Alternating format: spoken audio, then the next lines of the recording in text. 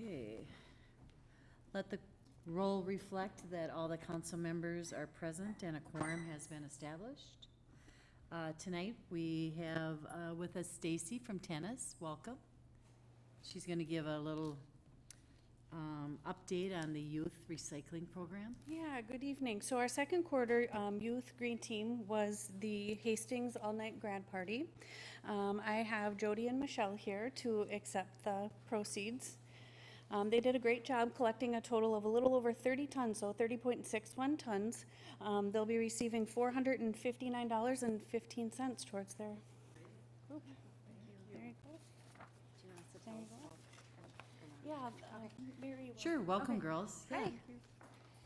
So many of you who are from Hastings are familiar with this. Our tradition has been going on since 1978, the all-night grad party, and so it's wonderful. It's a great, safe environment for all the graduating seniors to have one last hurrah, because as we know with our class reunion this Friday, not very many of them come to that again. So the all-night grad party is about the last time that everyone's together.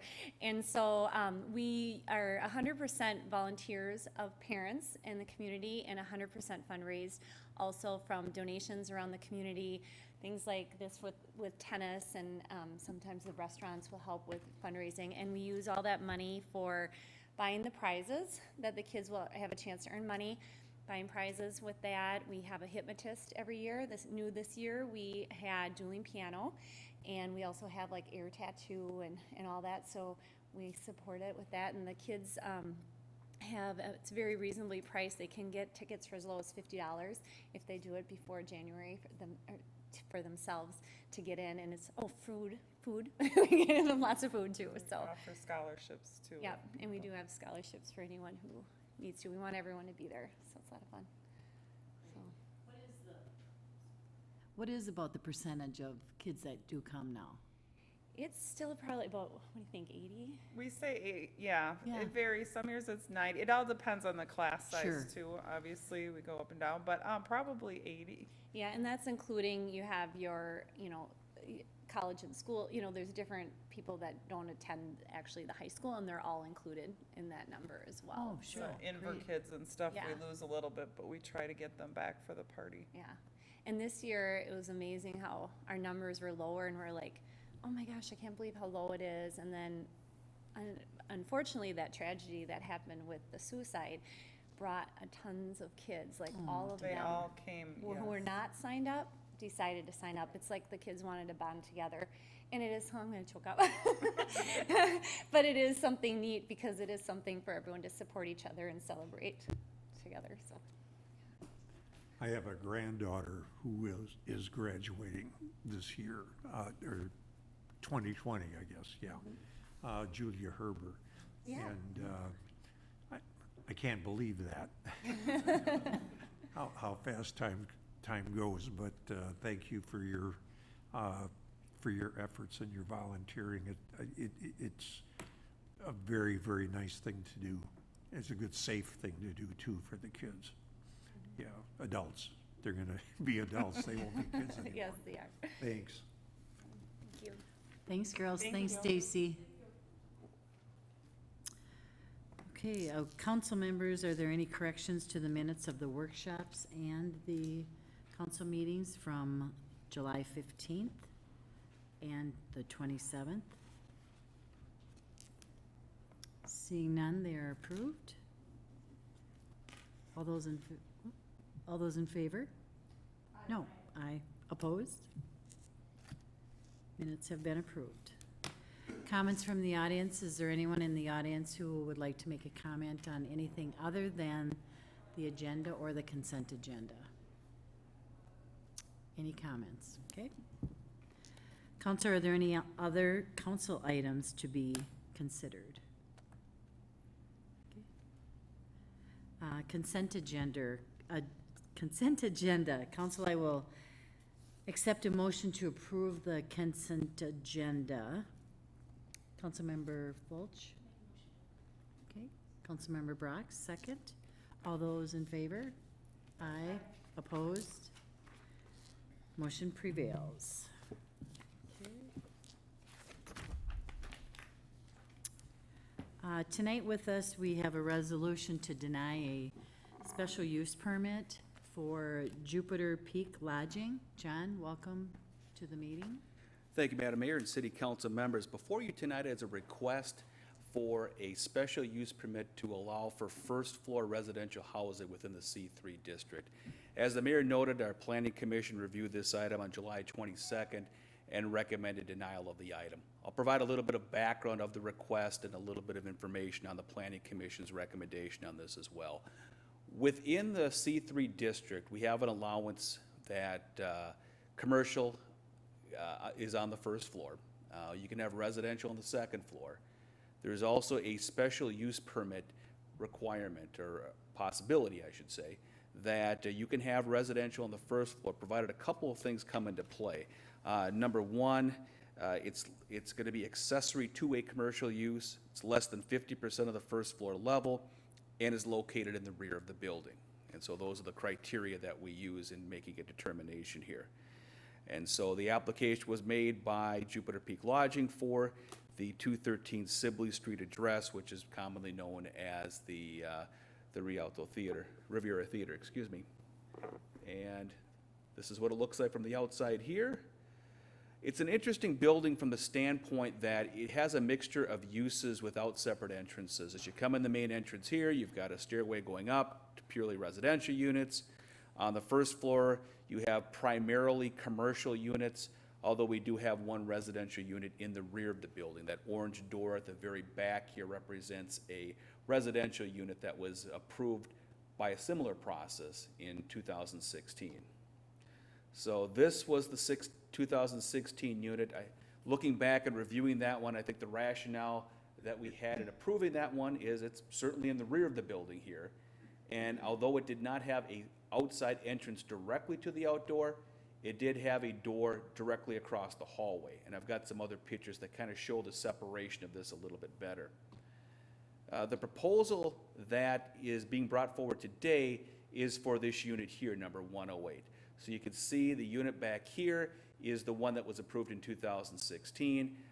This one would be separated from this residential unit by existing space that appears to be commercial in nature. So a little bit of a different scenario that it has here. A little bit more distant from that entrance area over here. This would be what the unit would look like itself as it would be designed, proposed to be designed. And then I took some pictures of the building today just to get some reference of what's in there already. You've got the door back here to 112, that's the unit we approved in 2016 in the rear of the building. You'll note that you've got this kind of doorway here at the end of the carpet, which really separates this area back here with the outdoor entrance here from the remaining commercial area of the building itself. This is the same place looking the different directions, stepping inside that area, looking down the hallway. When you look at these doors here, you've got this unit here, and the proposal for commercial or residential, excuse me, would be this unit down here. This is the one that would be in between it here. I am not sure what the use of this would be. It has, it looks like it was an office unit with a bunch of things over the window, was not able to view what was indeed inside the unit. When I take a look at this one, this is the 108 unit that is proposed to be residential. It's difficult to see in this picture, but you can note there's a sink that's been constructed over here. I'm not sure what the time frame of that sink construction was. I did meet with our building and code enforcement staff this afternoon to get a better idea of any permits that were pulled for this. There has not been any permits pulled for this unit here. They did note that in the past, about 3 years ago, there was an instance within the building in which a second residential unit was noted, and they made Mr. Blankenship aware of that. And so the Planning Commission did review this at the 22nd meeting, did recommend denial of the request on a 6-0 vote. In reviewing the council minutes from that meeting, I think the primary reason they voted for denial on that was, one, the unit itself being more in the middle of the building, more in the middle of the building in this location with the commercial units between it, not really having a direct access to the outside was the reasoning for recommending denial of this. So we do have the denial resolution, based on the Planning Commission's recommendation before you tonight. Also tonight, the applicant, Al Blankenship of Jupiter Peak Lodging, was not able to be here. He did submit an email, which I copied and put on the DS here for your consideration as well. So I can stand for any questions you may have. Thank you. And one other quick thing here as well. This is a special use permit, so it would require a 6-0 vote for at least a 6-member majority to vote approval of this. Thank you. Thank you, John. Councilmember Lund? Thank you, Your Honor. Okay, so the issue is not necessarily that there's a business in between the two. It's more access to the outside, is that? When you take a look at the requirements for allowing a residential use here, it has to have an access to the outside. The way it reads specifically is with a separate outside entrance. And so this unit certainly would not have a separate outside entrance. I do recall in 16, when we were looking at the other unit here, that question came up at Planning Commission as well. The rationale was it was in such close proximity to the access right here, which is an outdoor entrance, that it was allowed at that time. And for apartment buildings, I mean, you haven't lived in an apartment for a while, but you have a hallway and there's a door over there, but not everybody has their own exit door. So how is this different? I think it's the way that it is written within the code itself. When I take a look at potentially the reason why it's in there, the purpose of having the provision of having commercial on the first floor is to present a unified commercial district in the downtown. We don't want residential on the storefronts between there.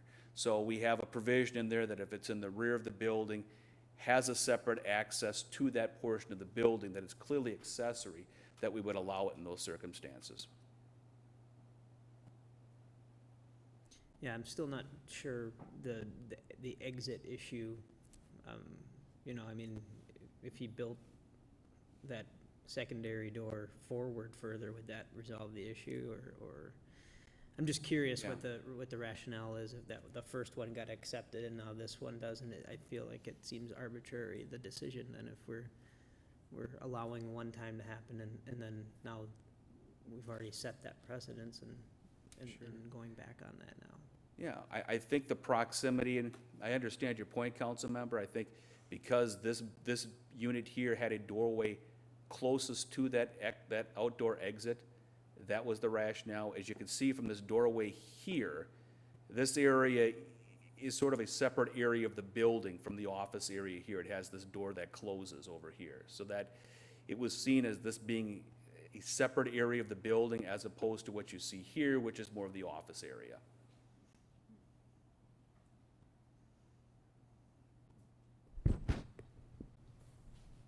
Councilmember Liefeld? Not been in this building since it was a movie theater. So the red doors are the back half, and to the left in this picture on the left is the exit. Correct. So there's this red door on the right. And what is that? That's a utility room. Okay, and then coming towards us, you walk into the office space, correct, through this doorway? Yeah, this would, Into the office space. yeah, this would be the office space here. This is the, And then to the left, that first brown door we're seeing is the area that you weren't able to assess what was inside. yeah, was not able to assess that. The next door over was the unit being proposed to be residential, which the picture showed to have a sink in there and perhaps some evidence that it's being used as residential. Okay, thank you.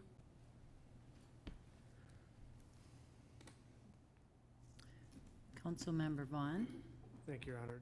John, could you bring the picture up of the front of the building, just to get my bearings here?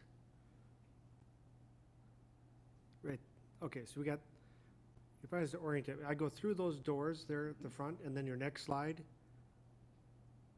that's going down the hallway, correct? Yep, that is right within the double doors there. So if you go back to the front page, so if I look back by that dumpster, That's where the exit door is? Yeah, exit door, there's a garage door over here, and then the exit door, I think, is right here.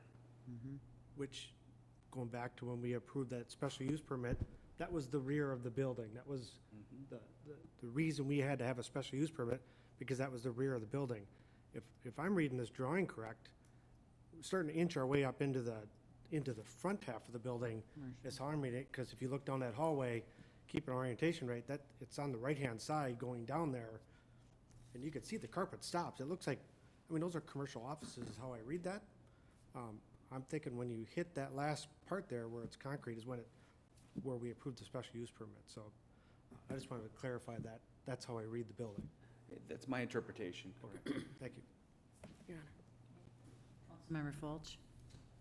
Thank you, Your Honor.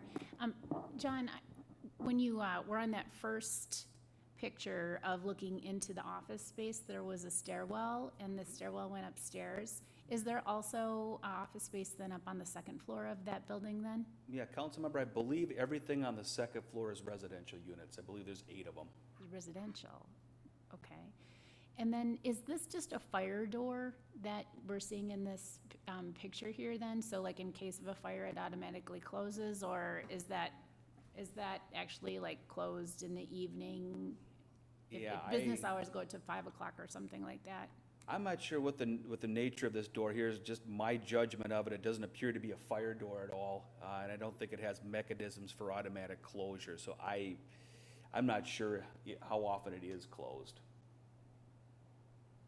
Okay, so then there really is no, like, after hours, so to speak, that closes off that hall to the rest of the space that is being used as residential?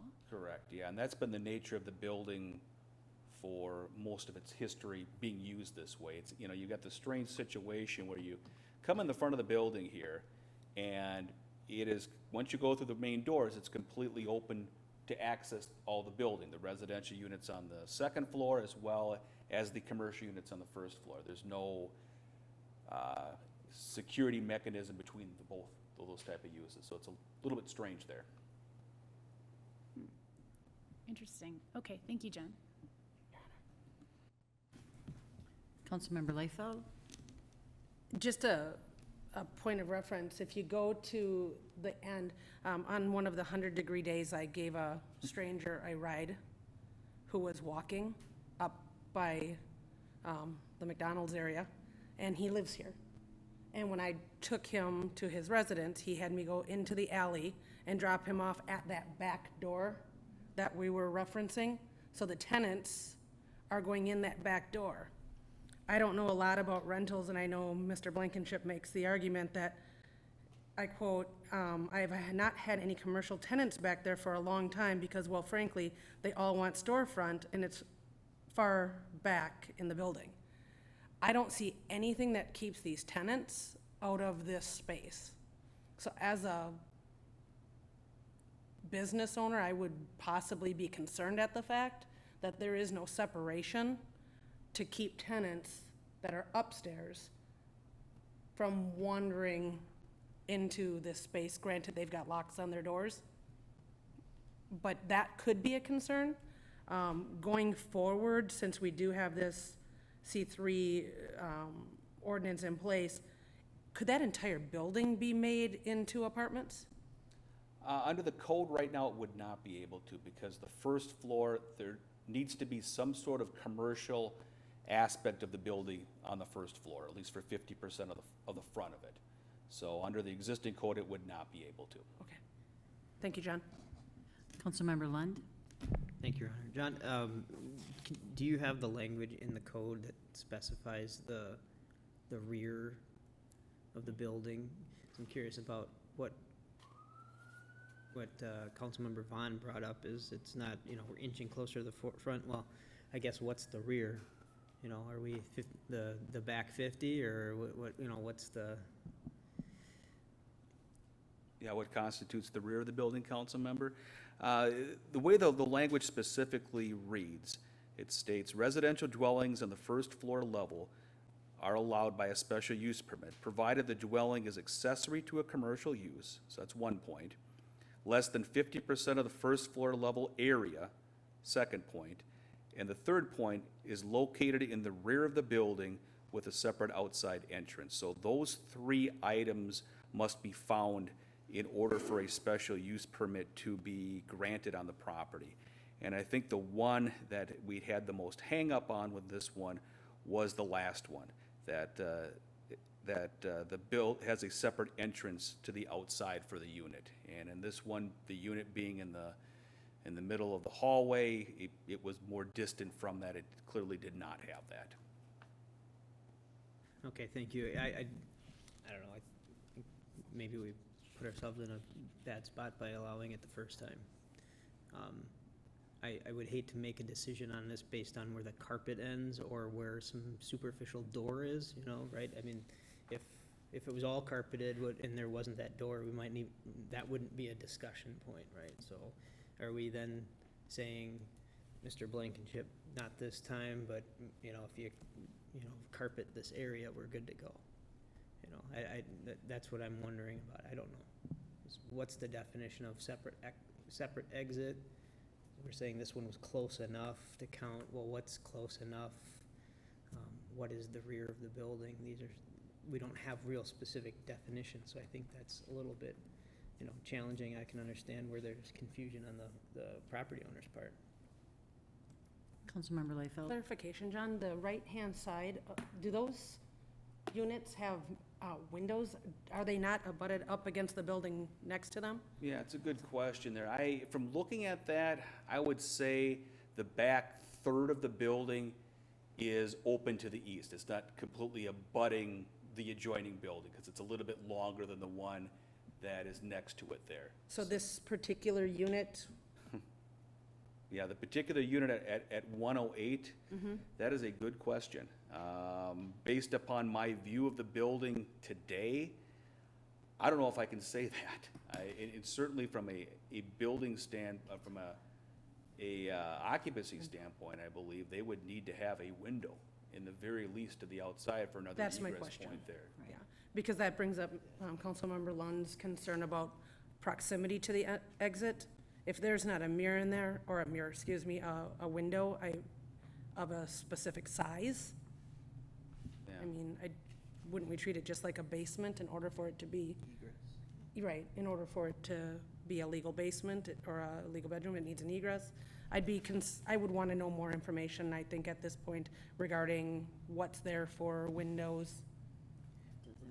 There is one window listed there. Yeah. Graphic, it says window. To answer your question, Lisa, I have been in a couple of the suites and Okay. there are no windows on the right sides. Yeah, I think people are pointing on the Diaz, what I'm showing here, which is a window on the drawing here going out to the outside. So I would hazard to guess this is probably the last unit that has a window to the outside. When you go from this unit closer to the entrance on Sibley Street, that you would not have windows facing out because you'd be adjacent to the building. So this would be an area in the parking lot between Yeah, let's go back to this. the two buildings, the Masonic Yeah, I'm gonna building. go back to this one here. So yeah, you can see Oh, okay, with thank you. this image here, I mean, this is about this portion of the building here, you know, butts up to the neighboring building. There's not gonna be any windows here. From this point east, you have windows. This unit, I bet, is right here within this building, the one that's being proposed.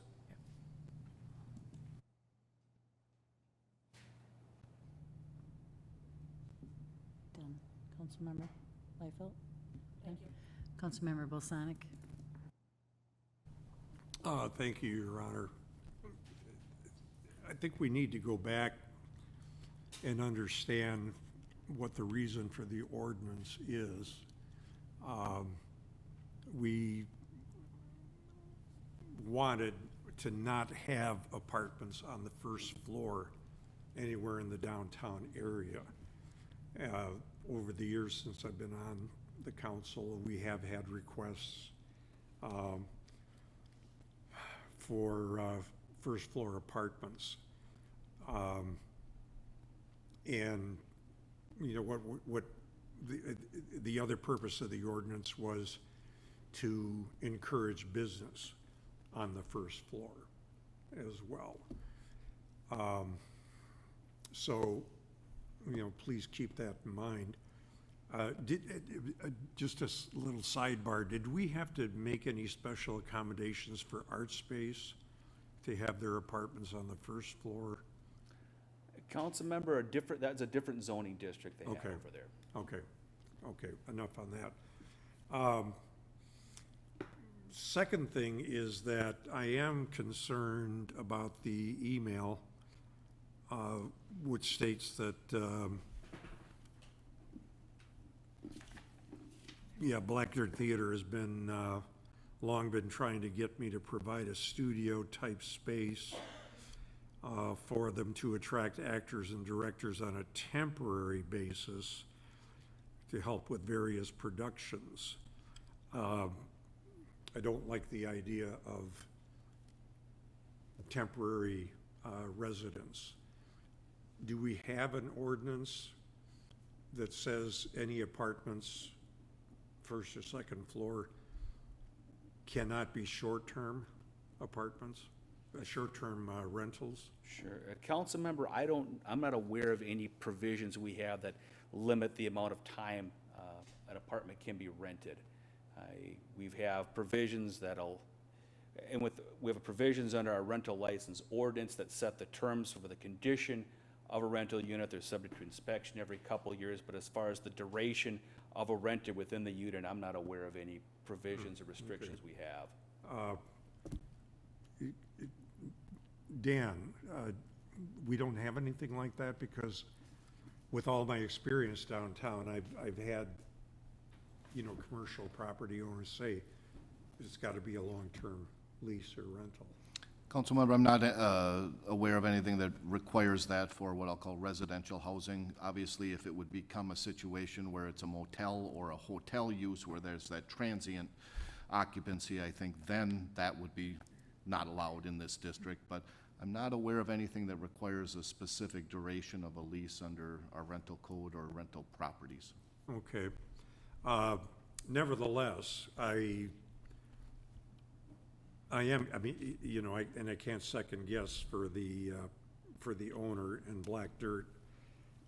Is it Black Dirt that would rent out the place and then sublet it to an actor-director or, whatever? This is all kind of vague as far as that's concerned. But I just go back to the idea of the original ordinance, which was to put residences on the second floor or third floor if there happens to be one.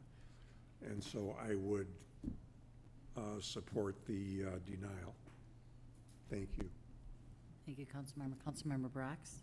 Yeah, I have some experience with the tenants in the Black Dirt Theater unit, so I guess I can speak a little bit to what I know, although my knowledge is a couple years old.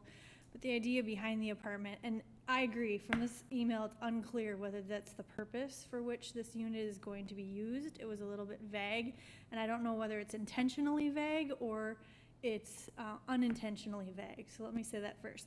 Second of all, though, it was originally designed to be right next to, on the right side of the building, the first front half. Down the hallway of the commercial space is a practice space for Black Dirt Theater. And the idea was that right next to that performance space, there would be an apartment, a very small one, almost like a studio. So the idea was that you could attract talent from the Twin Cities or even beyond, and that person could be a visiting artist. And that they could stay in that unit free of charge, because when you're directing a show, you're usually getting a stipend, so you're not getting a large sum of money, and it would be an additional benefit to attract someone who might want to come and direct or be a part of one of their plays or programs that they were offering. So I think the idea behind it is good. I'm not sure if that's what is going to happen here. I guess the fact that that wasn't explicitly stated makes me question whether or not that's really the intended use in this situation. But historically, when I was involved with Black Dirt Theater, that was the idea behind it. So it wasn't going to be a transient person. It was, I think what they would say, a visiting artist that would use that space. My knowledge about that is a few years old, so I guess I don't know what the situation is right now. Councilmember Fulch? Thank you, Your Honor. John, I just have one last question.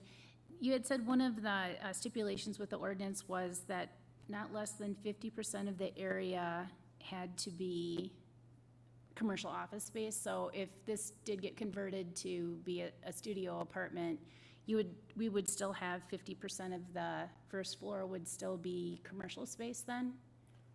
Right, that's the way I understand it here, is that it would still be in excess of 50% with this change if it was to occur. Okay, and then the second part was located in the rear of the building, and so what I kind of heard you say there was that it's kind of technically in the back third of the building, correct? And so, I mean, if you were to kind of half the space that's in the back, it still does meet the qualification of being in the rear of the building if you qualify the rear of the building being the last half of the building. Well, I would be against denying it, because if it's meeting, that criteria and it's only 10 or 15 feet away from the apartment that already has been allowed, and it does seem a little arbitrary, as Councilmember Lund had said, and I know that it's really hard to find affordable housing, and so for someone, that would think that this is a good option. I mean, it's a tight space. It looks like a dorm room, right? And most of us here have been in dorm rooms, and that's why you only live there for a year or two, and you move out to something bigger when you can. And so I would allow it if we're not really breaking any of the ordinance provisions, that are laid out. And then to the point that the owner of the building is asking for that because he hasn't had someone who has leased that space for commercial space for a long time. I can understand the burden of him wanting to be able to make some revenue off of that space rather than it being dormant. So I would be opposed to denying the application, the special use permit. Thanks. Council? Any other discussion? Councilmember Vaughn? Nope, Your Honor, I was ready to make a motion. Councilmember Vaughn? I make a motion to deny the application for this to be used for residential. Okay. Second? Councilmember Brox? Discussion? Councilmember? So you're referring to the 6 votes majority if the vote to deny is 6 to 1 opposed, does that mean it passes then? I may defer to legal counsel on this one. My understanding is in order to approve a special use permit, it requires a supermajority, so at least 6 council members. To deny it, is it a simple majority? Yes, it is. Okay. It would take 4 votes to pass the motion to deny.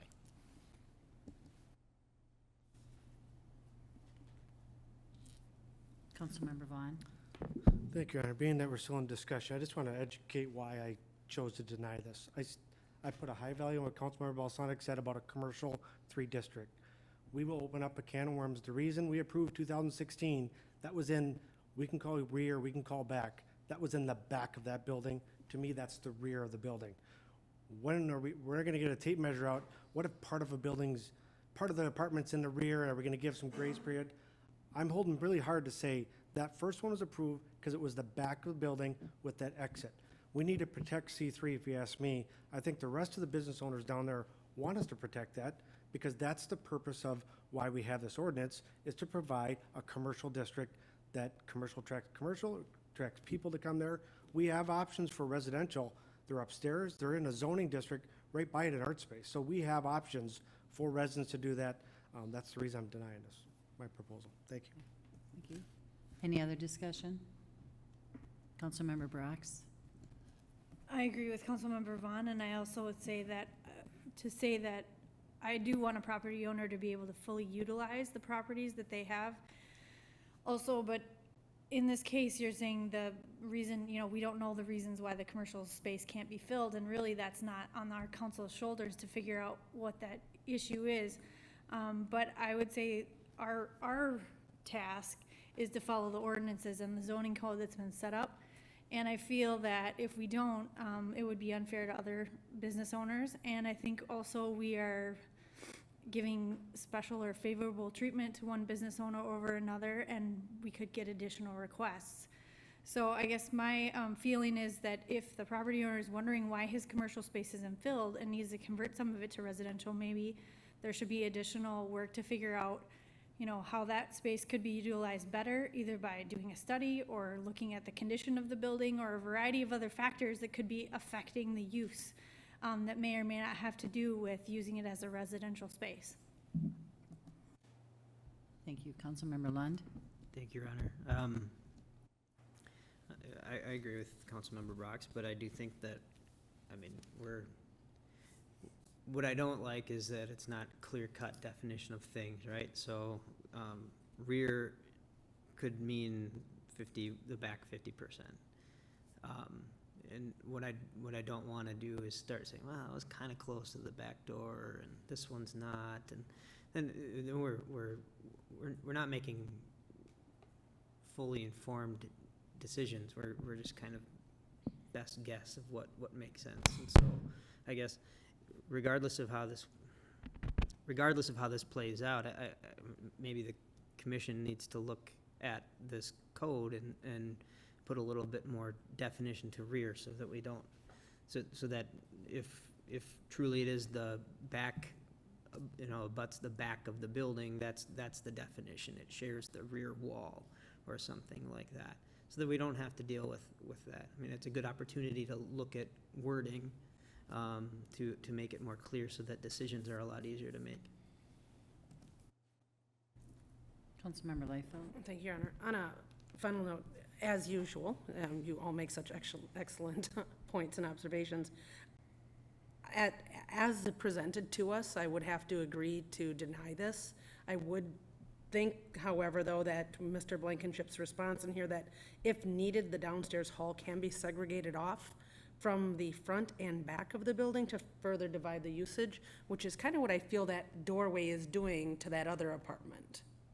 So maybe he goes back to the drawing board and represents something that has that divide, because we do say in there 50%, if that's being taken care of, yes. Does it meet the requirements for the rear door? I don't believe so. But based on Mr. Blankenship's own note here, I think this is something that, with what's presented to us, I would have to agree to deny it and suggest that he maybe go back to the drawing board with something that does better meet our ordinance. So that's my opinion on that. Thank you. Any other discussion?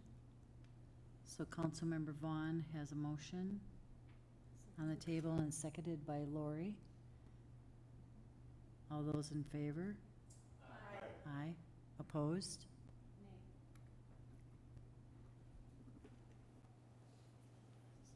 Okay, so it passes. Thank you. Thank you.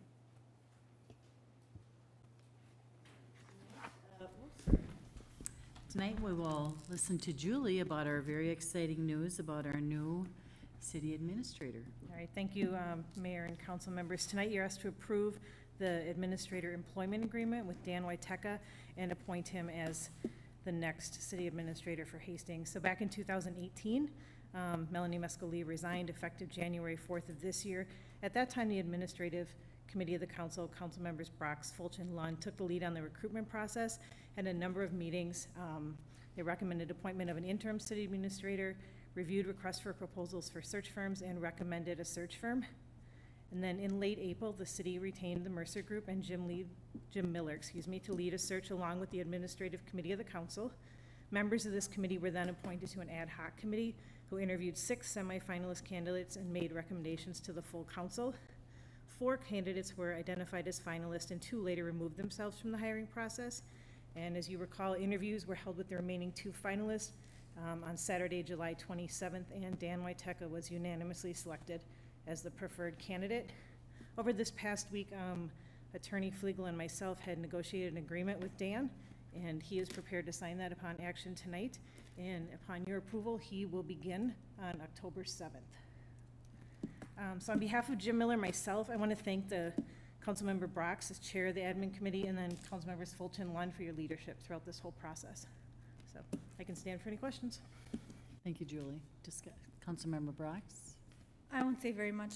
Julie said a lot of it, but I also wanted to thank all the committee members who were involved in the process, Councilmember Fulch and Councilmember Lund.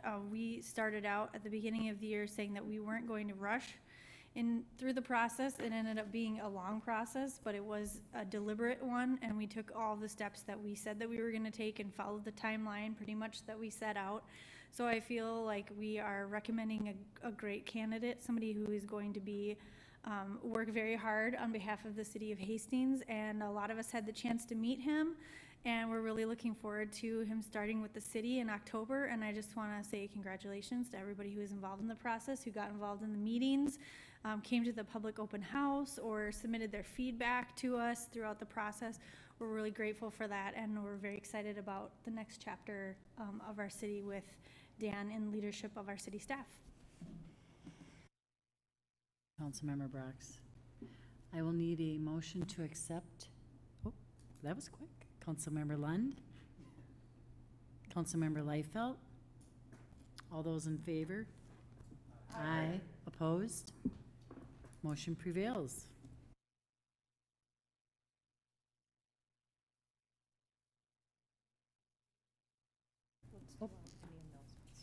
Oh, okay. Sorry. Reports from committees, city officers, council members. Any other reports? Okay. And then I will, adjourn? What? Okay. My announcements. All right. Tomorrow night is our national night out, and the community party will be at the Lions Park, and that starts at 5:30. So everyone's welcome to that one. If you don't have an individual neighborhood party to go to, you're all welcome to come to Lions Park.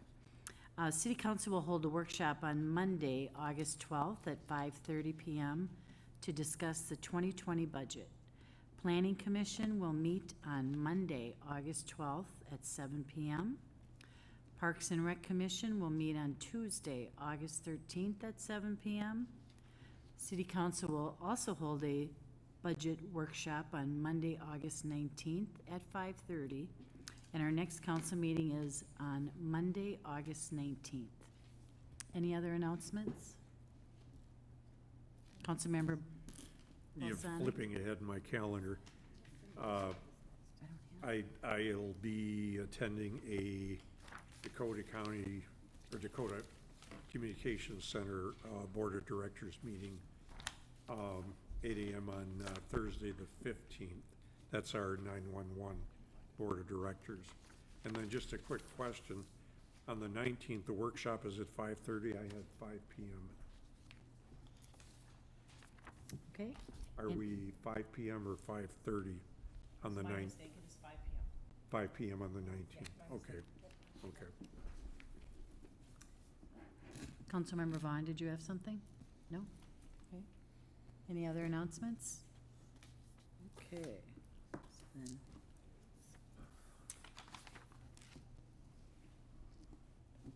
I will seek a motion to move into a closed-door session with the city attorney as authorized under the attorney-client privilege pursuant to Minnesota Statute Section 13D.05, subdivision 3B, to discuss the following pending litigation.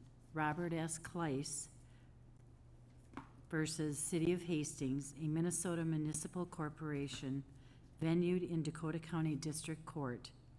The motion should confirm that the need for confidentiality is important, and the council believes the purpose served by the attorney-client privilege is this situation outweigh the purposes served by the open law meeting. All in favor? Need someone to bring a motion. Oh, sorry. We have, okay, Councilmember Vaughn and Councilmember Balsanic. All those in favor? Aye. Opposed? The motion prevails. The City Council will now move into closed-door session. No voting will occur and no action will be taken in the closed-door session, and if any action is taken, that will be done after returning to an open-door meeting.